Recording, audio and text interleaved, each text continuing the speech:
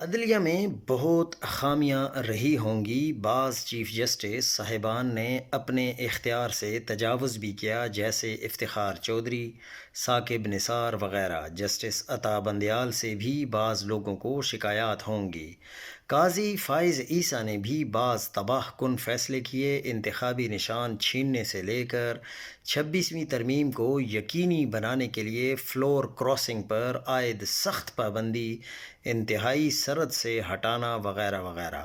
سوال مگر کسی ایک چیف جسٹس یا چند ججوں کا نہیں، سوال یہ ہے کہ پوری عدلیہ کا گلا ہمیشہ کے لیے گھونٹا جا رہا ہے۔ پاکستان میں جوڈیشری مارشل لا دور میں بھی اتنی کمزور نہیں ہوئی جو اب 27ویں ترمیم کے بعد ہو جائے گی۔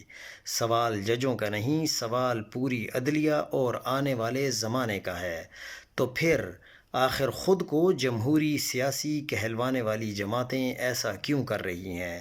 نون لیگ اور پیپلز پارٹی عدلیہ کو کیوں ہمیشہ ہمیشہ کے لیے ختم کر رہی ہیں؟ نکتہ یہ بھی سمجھیے کہ ایسا نہیں کہ کسی ایک جج یا عدلیہ کو سزا دی جا رہی ہے۔ 26ویں ترمیم کے بعد عدلیہ ویسے ہی کمزور ہو چکی ہے۔ عدلیہ کو ایک طرح سے ختم کرنے والی 27ویں ترمیم اس لیے لائی جا رہی ہے کہ اگلے 10 برسوں میں حکومت جو مرضی کرے، جو بھی ظلم عوام پر ڈھائے، قانون کے ساتھ کیسا بھی کھلواڑ کرے، اپنی منمانیاں کرے، ان سے کوئی پوچھنے والا نہ ہو۔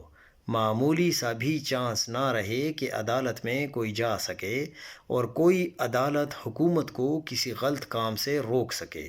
اس لیے پیارے بھائیوں، اپنے ذہن کو پوری طرح کلیئر اور یکسو کر لو کہ ایسا کیوں کیا جا رہا ہے، 27ویں ترمیم کیوں آ رہی ہے، یہ سمجھ لو، کلیئر ہو جاؤ، پھر بے شک، بے حسی، کم ہمتی اور لا تعلقی کی چادر اوڑھے پڑے رہو۔